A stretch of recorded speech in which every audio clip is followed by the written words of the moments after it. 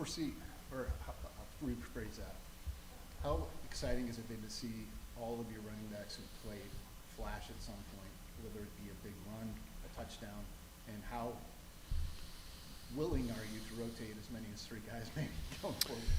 Well, I think you have to because, again, it's earning the right to play, and all three of those guys have shown that they can do their job really well. And, our team hasn't skipped a beat when any of those three guys have been in the football game. And, you could even talk about Dylan Lee and some other guys have gotten in the game and been able to be successful as well. And I know I talked about this a little bit before, but, a lot of credit to Coach Roll. I mean, I think he's come in and done a great job with a really great group that's got great potential. And so, I think it's like I've talked about a little bit with the O-line, when there's great competition and, you're still – there's only one football and you only get 60 to 70 plays in a football game. And so the ball can't go to, it can't go to everybody. So you got to figure out, where that ball's going, and practice helps dictate that at times. But those three guys really all have stepped in and major moments and have made big plays for our football team. Alec asked you last week about Jaylen Jackson emerging. He had his biggest game. Yeah. Could you describe his journey? On his third school, starts at Lamar. Every time he's picking stuff up, and it's what he's always wanted to do, and now he's on that stage. Yeah, I think the word probably that, when you talk about Jaylen, it just says the word is hungry. He's come in here with a hunger to grow and get better every day. And honestly, how he's practiced, even from spring ball, and I think you guys had asked during spring ball, like, man, who's flashed? He was a name that I constantly brought up, and just the spring that he had was so impressive. And what he brings is a maturity of being at different places, seeing different cultures, but also a maturity of having success on the football field, and what it looks like to take care of your body, and what it looks like to, prepare for practice every day. And I think he's brought that to that room, which has been really rewarding to watch. And he's been an unbelievable senior for us, on top of obviously being a really good football player. I'll follow up with that with Jaylen coming into a running back room. He knew there was going to be some guys. What kind of, belief in yourself does that kind of take? Well, yeah. Oh, well, I think Jaylen's. I really do. I think he always has had great belief in himself. There's not an ego or arrogance. I think his belief is that, and really showed it at Eastern Michigan. And even if you look back at his clips at Lamar, I mean, he was always exceeding and having elite success where he was. And so I think for him, the confidence of, I've been able to be successful on the collegiate level, I've had great success, I think that allowed him to come in here and just really be the best version of himself as he went to practice every day. And again, it's been rewarded, and we've been rewarded with it, because how he's played has been exceptional, but how he's played is equally how he's practiced, and that's been a great for that young running back room to watch that actually flourish as well. And then when you went back and watched the tape from Houston, did you notice anything overall kind of change offensively from the first half to the second half? No, not really. I mean, I thought, again, I think if you look at that videotape in the first half, I thought we had some pretty good success. We just didn't have the ability to finish some things that we needed to. But, from my standpoint, I thought, we really did a great job, throughout the football game of, trying to play in the rhythm that we wanted to. I just felt like at times in the first half there were a couple opportunities where we had the ability to finish drives and we didn't do it. And that's college football, and that's a really good defense. So hats off to those guys, and I thought our kids really battled through it, though. Matt, what are your concerns with Baylor? And it sounds like they may be getting some injured players back. Yeah, I mean, I think not even a concern. It's probably a respect of, you look at their 5 games and, nobody in the Big 12 conference has played better in the second half. The numbers indicated what their scoring margin is in the second half of games. Their kids are playing really hard. They've had some new guys come into their program on both sides of the ball. And I think that's why you see this team, really starting to get into the flow here the last couple of weeks. And as the game goes, they just keep getting better and better. And so I think my respect goes out to Coach Aranda, knowing what kind of coach he is, championship level coach in this conference, a guy that knows what it takes to have elite success. And you see his team really playing that way. I know they have not been rewarded the last 2 weeks maybe with a win, but boy, how they've played, and especially their ability to come storming back in some of these football games, the mentality, the toughness. toughness, we're going to get a really, really good football team, maybe the best team we've played all season coming in here. So a lot of respect for them. Carson Brown comes in, takes over for Jaylen when he was out late in the third.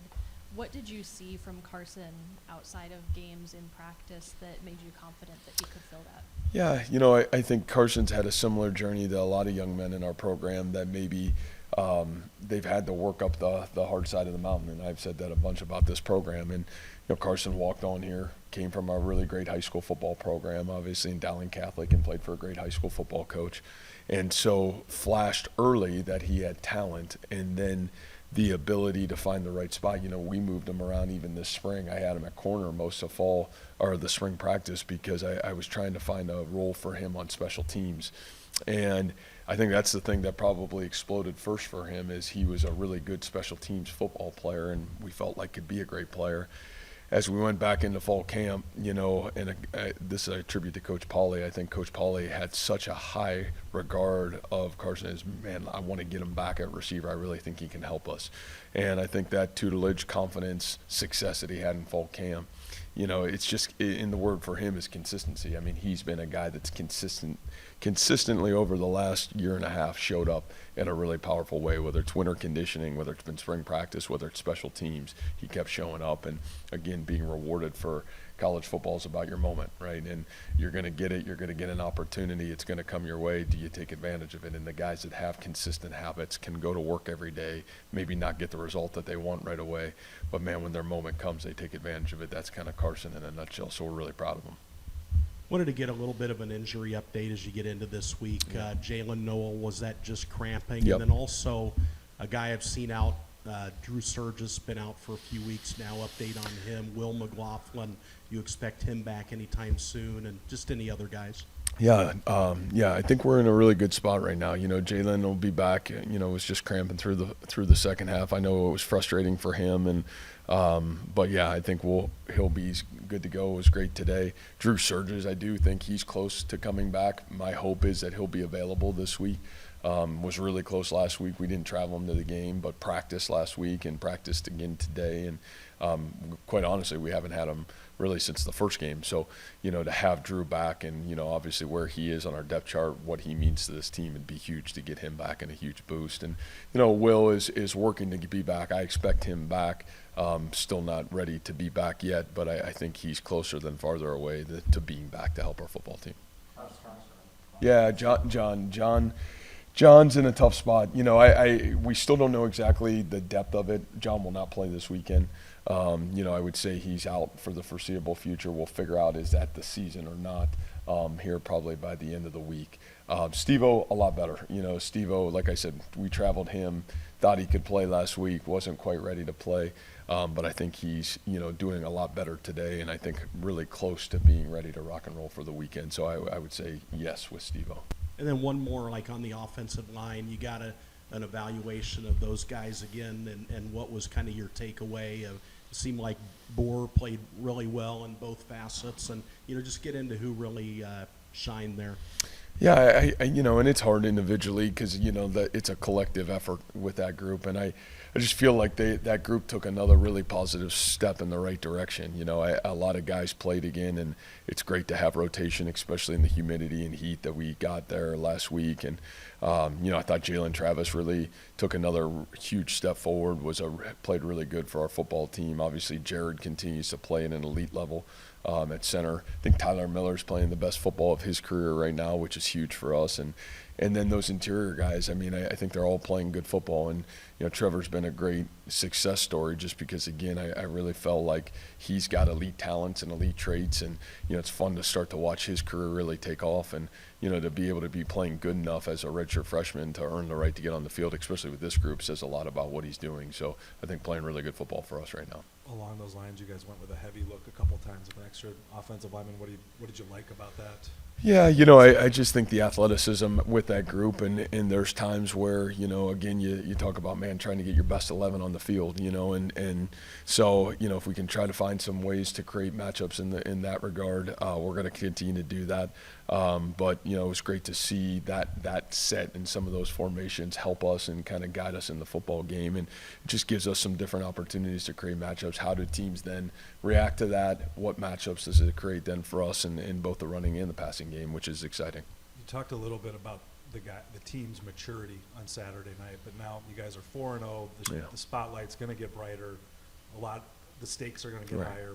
What have you seen from them, and what's, I guess, just your feeling about how they're going to handle it? Well, yeah, you don't know how they're going to handle it. You know, I mean, they're 18 to 22-year-olds, and I think the great thing about what we're trying to do is consistently become the best of us that we can be, because that's what it's going to take. And unfortunately, our sport is extremely humbling, right? I mean, as soon as you think you figured it out, you're going to get humbled really fast. It's just too competitive. There's too many good teams, too many good situations, and you got to be hungry, and you got to be a team that's willing to sacrifice everything it takes. And that's not just Saturday. That's like, man, can I keep taking care of my body? Can I keep practicing great on Tuesday? Can I keep practicing great on Wednesday? Man, can I keep practicing great on Thursday? And that's hard. I mean, it's hard for all of us, and that's what makes, in my opinion, college football such a for you guys, probably rewarding to cover because it's entertaining and there's ups and downs. What the challenge of having elite success at this level is, man, are you mentally tough enough to really show up every day and be your best? And, shoot, that's hard for the coaches to do, let alone ask an 18 to 22-year-old. So, it's a global challenge to our whole program. And whether you're 0-4 or 4-0, it really doesn't matter this time of year, because none of it's going to matter until the end of the football season. And great teams are defined in November and December, not in September and October. So you're just trying to pound away and grow and become your best along the way. So hopefully our kids are tough enough to understand that, but we'll kind of see if we got that kind of leadership this year. Going back to the offensive line, you guys have talked a lot about positional versatility, being able to play guys at different positions. How do you find the effective balance of being able to keep guys fresh and play different positions, but also the consistency of, this is our front five, these are the five guys that we want to rely on in the most critical moments?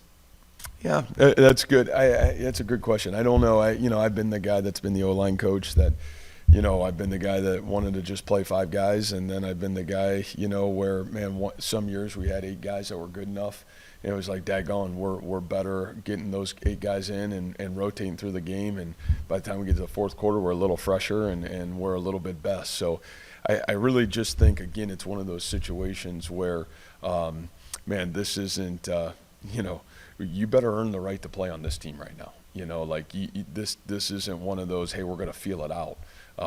You got to earn the right in practice to play. And if you earn the right to practice and play in the game on Saturday, with who this team's trying to be and what this team's trying to do, then you've earned the right to get in the game and be successful. And so I think that group, especially right now where there is some depth, if you earn the right to get on the field, then I think that helps our football team be successful. And again, it's not a feeling out phase or trying to figure out what's the right combination phase. It's like, no, you're trying to dominate the game and you're trying to put the best guys in the game to be successful. And again, even last week, I think those guys Trevor Burr had an unbelievable week of practice. What those guys are doing are practicing really well to earn the right to get on the field, and then it's translating into positive play. Much different question on the other side of the ball. Your secondary has guys like Bo, Malik, Jeremiah, who have all played a lot of snaps, but with corners who maybe haven't played a ton of defensive snaps with John Tez and Darian prior to the season. How have you seen those experienced safeties help those lesser experienced corners with game reps come along? Yeah, those safeties have been an anchor for us, honestly, across the whole team, just and should be and need to be. Those guys have played a lot of football here. Those guys are juniors and seniors now in our football program, and you do have youth around the rest of that defense. And so, I think what those guys have done is they played great football so far this season that have helped, everybody else kind of settle into their role. And, the fun thing is you're starting to see some guys grow in those roles. As you talk about that corner room, that group's really starting to play great football. And, the last couple games, those guys have made critical plays in critical moments for the betterment of our team. So, what you would hope is the guys that have played the most football are playing their best, and that group certainly is doing that, at least so far in the season. Where is the connectedness level of this defensive unit right now? Yeah, that's a great question, and I think we'll continue to see where that is. I think it's high though right now. Again, when you have the leadership that you have, starting with Bo, and I think that leadership always trickles down, and we're really fortunate that you got Bo, you got J.R. Singleton, two guys that have been here a long time and have done a lot of great things in our football program, and also have seen good defenses, bad defenses, good teams, bad teams, and the ability of how you prepare every day and holding a high standard for everybody else. I think that's been really big. And you got Miles Purchase, played a lot of football here, and so Darian's been here for a long time. I think those guys have understood what it takes to play great defense, and certainly play great defense here at Iowa State, and they've been an anchor to kind of helping this group keep growing forward. Speaking on the defense, that group has found success against run-heavy teams, pro-style, dual threat. What do you make of their versatility? Well, you have to be, and I think that's again why it's so hard to play great defense in college football. You look in the NFL, and man, you're really probably seeing 2 or 3 families or styles of football. And in college football, man, you're going to see it all, and you're going to see so many different things each and every week, and you got to have flexibility and adaptability to what you do. But you also have to have a great foundation to who you are. And I think that's one of the great things about our defense is we know who we are at our root, and yet each week we've got the ability to be really multiple in what we do and how we do it. And, at the end of the day, our guys got to be able to continue to play good football. And, I would say and I'm sure John would say the same thing, like we still are really far away from being the defense that we want to be. There's been great moments for us, but we can even be better. There were even some moments, obviously through the game on Saturday, man, we need to be better and want to be better. So I think that hunger on top of it is really rewarding to watch, because I think our guys know that, and I think they have the same mentality. And I think there's a lot of growth that can continue to happen for that group. Speaking on a confidence level for a guy like Abu Sama, obviously this season hasn't really gotten a lot of explosive plays despite the high amount of carries, and then obviously Saturday getting that big explosive touchdown run. What does it do for a guy like him to get his confidence level up, especially going into just beginning the conference season? Yeah, I think Abu, you guys, you got to remember a little bit with him is, he's such a young tailback. You're talking, really only going into what would be his 3rd year running the football. Was a great corner in high school as a junior, and really only carried the football his senior year, at Southeast. At Southeast Polk, and only a year here last year. So I think he just keeps growing. And what I love about Abu is there's just a hunger about him to be his best. And, I think even this year it's been really fun to watch the difference of a practice player from where he was a year ago to who he is today. And I think that's really helped him. And I still think, yes, confidence, having a great explosive play like that is awesome. I think he's had some really big runs in almost every game that we played. It's just consistently kind of having the ability to be his best. But, I think it's been really fun. I think he's made huge strides, and I think he'll only keep making great strides, and it's fun to watch that happen. Coach, your defensive captains, J.R. Singleton, Bo Freeler, what are those guys like off the field? Yeah, I honestly, like I told you, Bo should be the head football coach here. He's one of the greatest leaders I've ever seen and ever witnessed. And I think, and that's not just rah-rah, that's like who he is and how he carries himself every day. It's really impressive. And, I think JR has really become that same man in this program. To what both of those have done from January to who they are now, man, they have the ability to hold a really high standard of themselves. And then when you can do that consistently, then people will buy into you, and then you'll have the ability to hold other people accountable. And those two have done that maybe as good as any two tandem that I've seen. And you got to throw Darian Porter in that. Darian has been our game captain the last 2 weeks on the road, and man, has earned the right to be that. And I think Darian's kind of got that same mentality. And I think the equal part of that is not only are they great players and playing really high level of football, but they've got the ability, great leaders reach back and bring others with them. And those 3 have done a great job of their position group, man, of the people on the other side of the football. They've reached back and pulled others with them, and it's been fun to watch. Yeah, Matt, I guess just a big picture one here. You're a third of the way through the season. Do you think Iowa State this year has established an identity yet? Can you finger point what that is yet? No, I don't know what it is, other than I think the biggest thing for us is I don't really care about an identity other than the identity that we've always wanted to be here, and that's to be a team that plays with great attitude, great effort, and shows up plays with great consistency every Saturday. And I do think that this group at least understands what that needs to look like and feel like. Again, kind of back to Travis's question, there's a lot of work to prove that we are that team and can do that. But I think hopefully if people say Iowa State at its best, man, those kids play really hard and they play from the start of the game to the end of the game as hard as they possibly can. And, I think that's the only identity we ever hope to have here. Thank you.